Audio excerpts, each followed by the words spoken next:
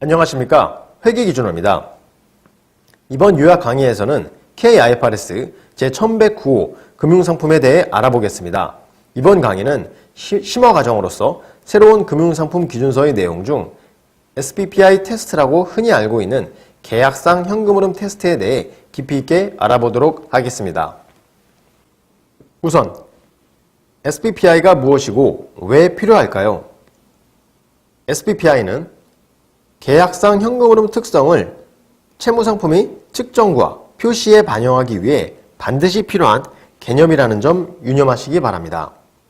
SPPI는 특정일에 원금과 원금 잔액에 대한 이자 지급만으로 구성되는 현금 흐름을 말하며 특정일에 원금과 원금 잔액에 대한 이자 지급만으로 구성되는 현금 흐름은 기본적인 대출 계약과 일관되는 현금 흐름을 말합니다.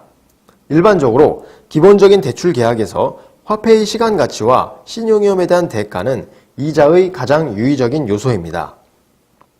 이자는 기본적인 대출 계약의 유동성 위험과 같은 여러 가지 위험 관리 원가 등을 포함할 수 있고 이윤도 포함할 수 있습니다.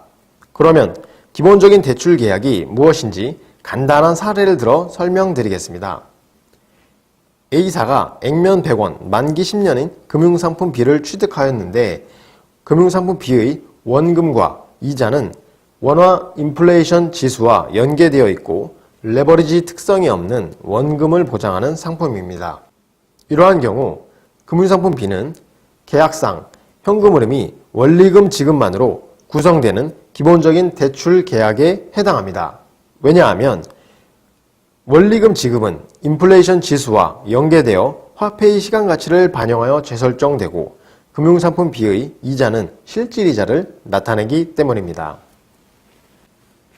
이번 슬라이드에서는 적용 사례를 설명드리도록 하겠습니다.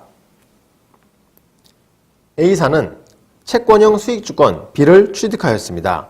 수익주권 B는 국공채 등 100% 채무상품으로만 구성되어 있고 신탁 보수 및 기타 비용을 공제하고 운용성과를 확정한 후 해당 기간 발생된 초과이익을 A사에게 출자 비율에 따라 분배금으로 지급하고 있습니다. 이러한 상황에서 수익주권 B는 SPPI 기준을 충족할까요? 결론부터 말씀드리면 수익주권 B의 현금 흐름은 SPPI 기준을 충족하지 않습니다. 수익주권 B의 초과이익 원천이 편입된 채무상품의 원금과 이자라 하더라도 수익증권 B의 현금 흐름 특성은 지급 금액이 실질적으로 원금과 이자를 나타내지 않기 때문입니다. 수익증권 B는 신탁재산의 운용성과 확정 후 초과이익이 발생하는 경우에만 분배하므로 특정일에 원금과 원금 잔액에 대한 이자 지급만으로 구성되는 현금 흐름과 일관되지 않습니다. 또한 펀드에 편입된 자산의 기준 교체 매매가 빈번하고 발생된 처분 손익을 배당하는 것 외에 재투자도 활발하다는 점에서 기본적인 대출 계약의 현금 흐름과 상이합니다. 이번 슬라이드에서는 SPPI를 구성하는 각 요소별로 구체적인 의미와 특징을 더 상세하게 알아보도록 하겠습니다.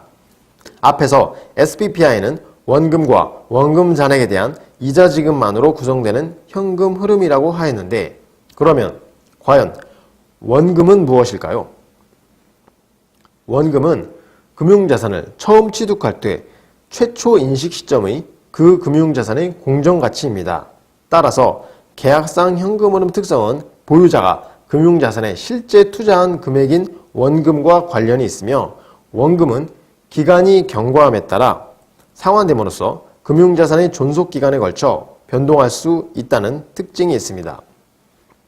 여기서 유념해야 할 것은 원금은 금융자산의 최초 인식 시점의 공정가치이기 때문에 액면 금액과 다룰 수 있다는 점입니다. 만약에 금융자산의 최초 취득 시점에 액면 금액보다 유의적으로 할증 또는 할인한 금액으로 매입하였으나 액면으로 중도에 상환할 수 있는 경우에는 유의적인 판단이 필요합니다. 다음은 관련된 사례로서 금융자산을 액면 금액보다 할인하여 매입한 경우를 소개해 드리겠습니다.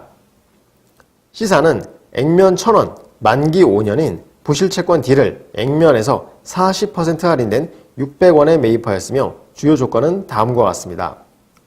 시사는 부실채권 D를 만기 이전에 발행자에게 언제든지 액면 금액인 1,000원으로 환매를 청구할 수 있는 계약상 권리가 있습니다.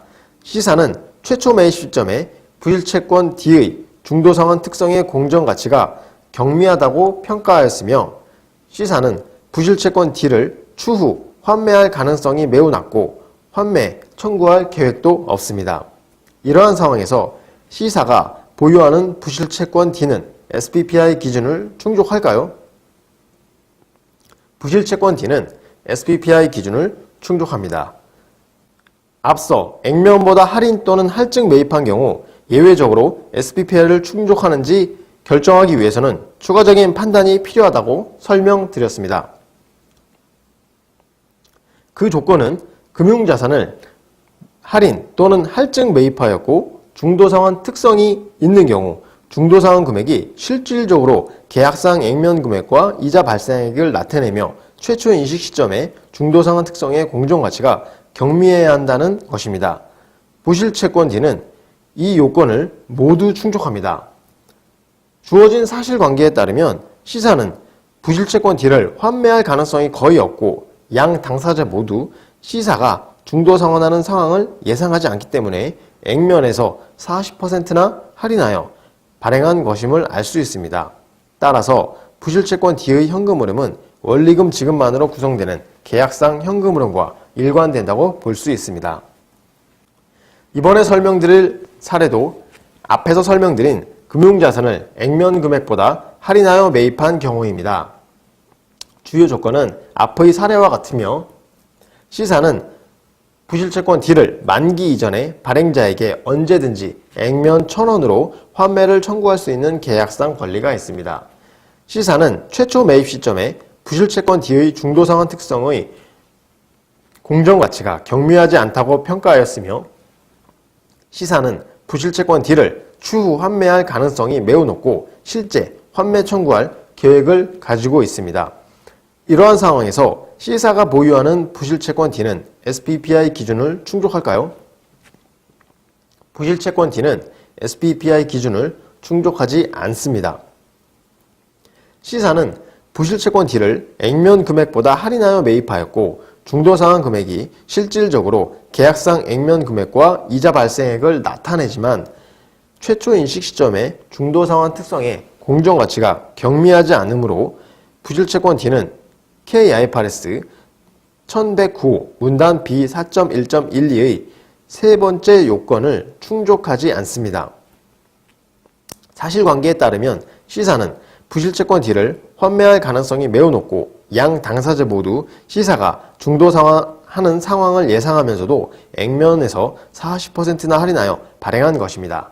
따라서 부실채권 D의 현금 흐름은 원리금 지급만으로 구성되는 계약상 현금 흐름과 일관된다고 볼 수 없습니다. 다음은 이자에 대해서 알아보도록 하겠습니다. 기본적인 대출 계약에서 이자는 화폐의 시간 가치에 대한 대가, 신용위험에 대한 대가, 기본적인 대여 이용과 원가에 대한 대가, 이윤으로 구성되어 있습니다. 화폐의 시간 가치는 금융자산의 만기 동안 시간 경과의 대가만을 포함하며 신용위험에 대한 대가는 원금 잔액에 대한 특정 기간의 채무불이행 발생 위험에 대한 대가를 말합니다. 이윤과 기본적인 대여 이용과 원가에 대한 대가도 이자에 포함될 수 있으나 일반적으로 신용위험에 대한 대가와 화폐의 시간 가치에 대한 대가가 이자의 가장 유의적인 요소입니다.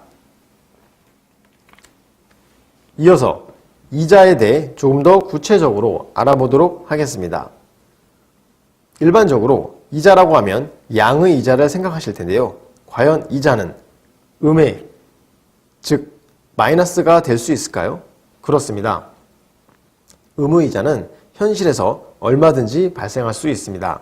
보유자가 금전 예치에 대한 대가를 발행자에게 역으로 지급하고 그 수수료가 화폐의 시간 가치, 그 밖의 대여 이용과 원가에 대해 발행자로부터 수취하는 대가를 초과한다면 이자는 음이 될 수 있습니다. 다음은 경제적 특성이 다른 변동성에 이자가 노출되는 경우입니다. 주식이나 일반 상품 가격 변동과 같이 이자의 경제적 특성과는 다른 기본적인 대출 계약과 관련 없는 계약상 현금 흐름의 위험이나 변동성에 노출시키는 계약은 앞에서 설명드린 SPPI 기준을 충족하지 않습니다. 마지막으로 레버리지 특성이 있는 경우입니다. 금융자산의 현금 흐름 특성에 레버리지 특성이 있는 경우 변동성이 높아지며 이는 이자의 경제적 특성을 갖지 않으므로 역시 SPPI 기준을 충족하지 않습니다. 다만 레버리지 특성이 현금 흐름에 미치는 영향이 미미한지 여부를 고려해야 한다는 점도 유념하시기 바랍니다. 이 부분에 대해서는 뒤에서 한 번 더 설명드리겠습니다. 다음은 전환사채를 취득한 경우 전환사채의 현금 흐름이 SPPI 기준을 충족하는지에 대해 알아보겠습니다.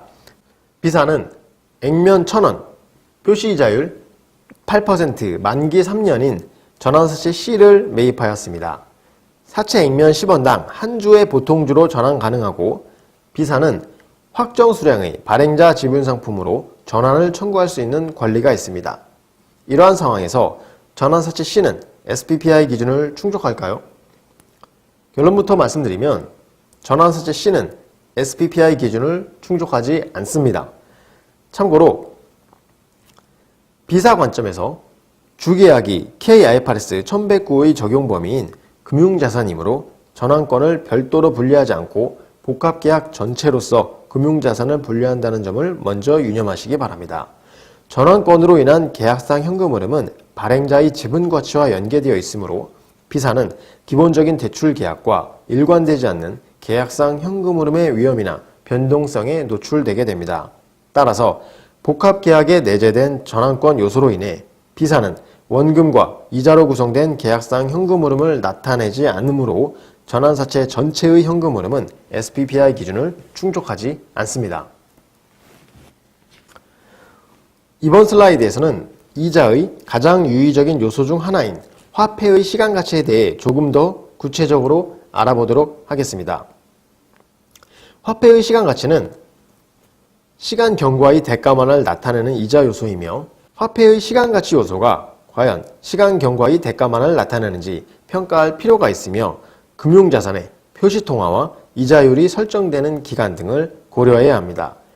만약 화폐의 시간가치 요소가 시간 경과의 대가만을 나타내지 않는다면 화폐의 시간가치가 변형되었다고 합니다. 어떤 경우 화폐의 시간가치가 변형되는지 두 가지 예를 들어 설명드리겠습니다.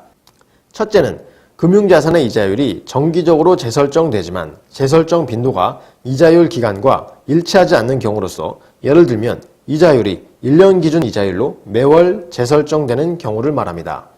둘째는 금융자산의 이자율이 정기적으로 특정 장단기 이자율 평균으로 재설정되어 설정된 이자율과 재설정된 대상 기간이 미스매치되는 상황을 말합니다.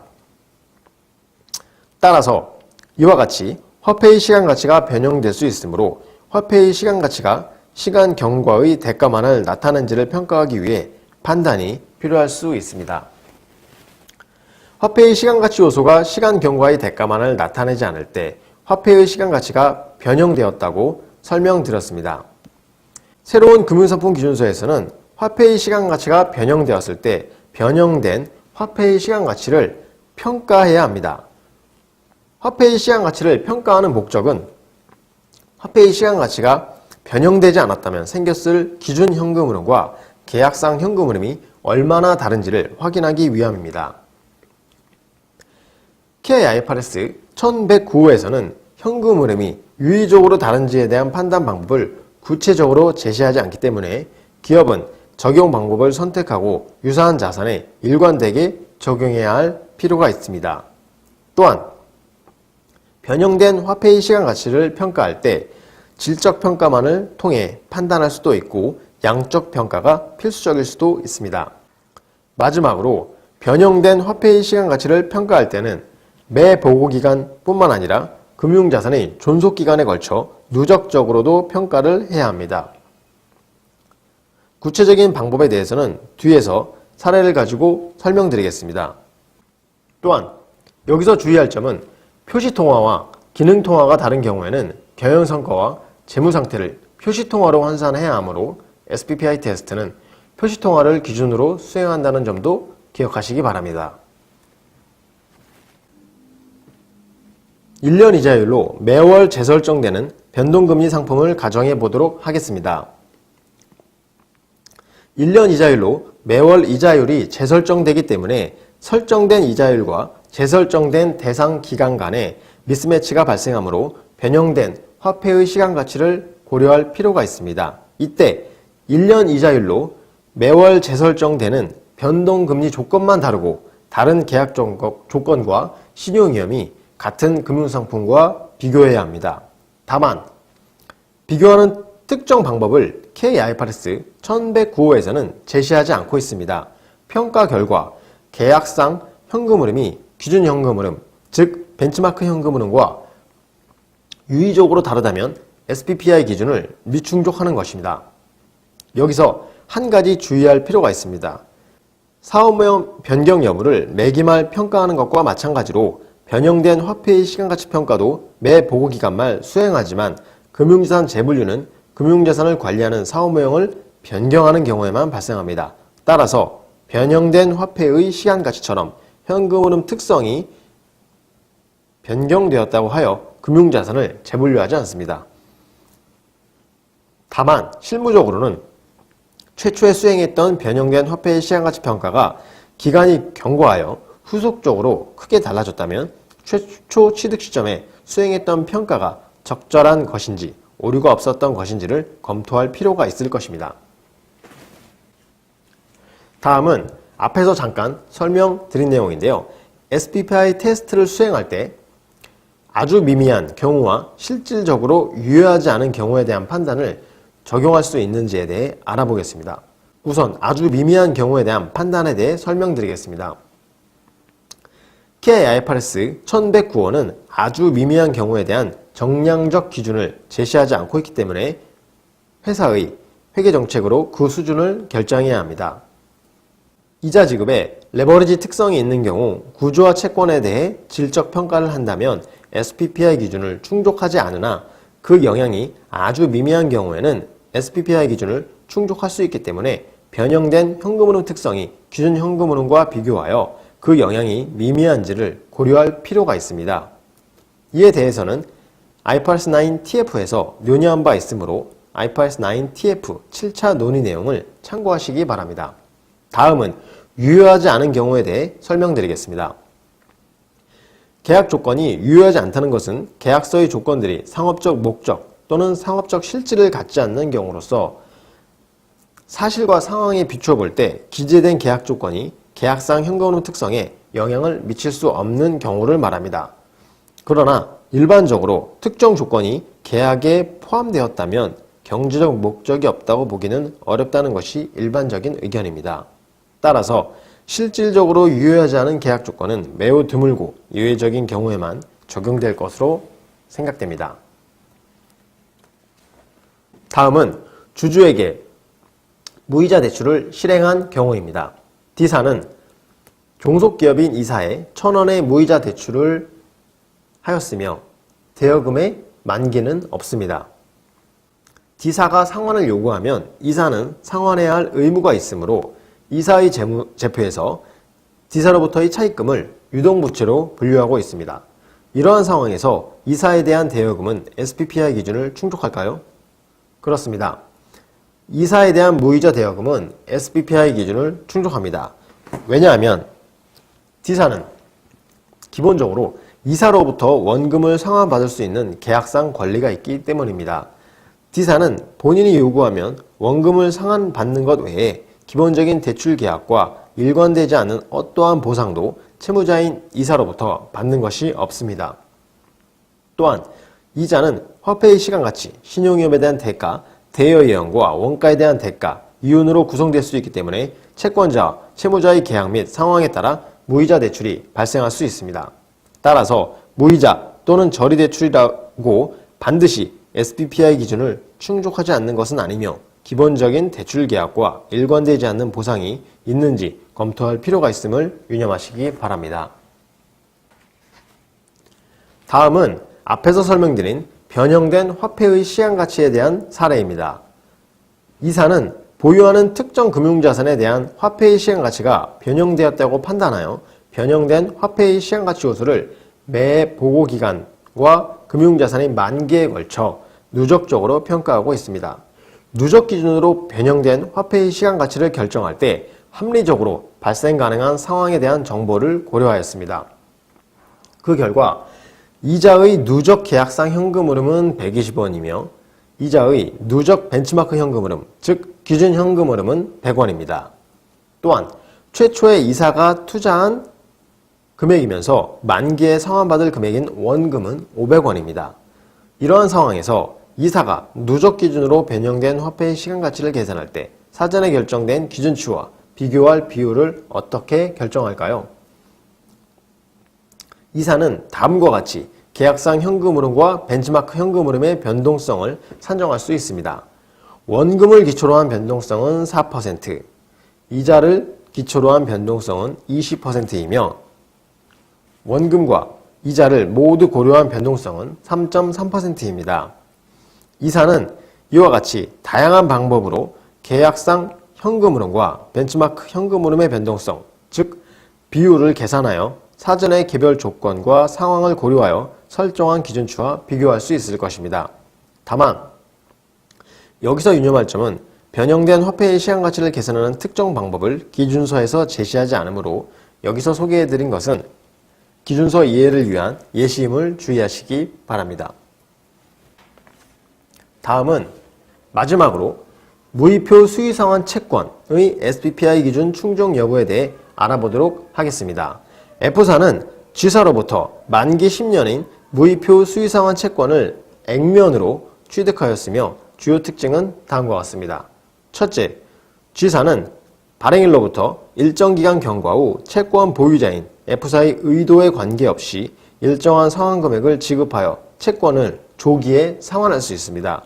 둘째, G사는 정해진 특정일에 이자를 지급하지 않으며 만기 시점 또는 중도상환 시점에 한꺼번에 누적적으로 이자를 지급합니다. 셋째, 무이표 수의상환 채권의 이자율은 누적 미지급 이자의 시간가치까지 더해져 일반 수의상환 채권보다 이자율이 높습니다. 이러한 상황에서 F사가 매입한 무이표 수의상환 채권은 SPPI 기준을 충족할까요? SPPI 기준 충족 여부는 상황에 따라 달라집니다.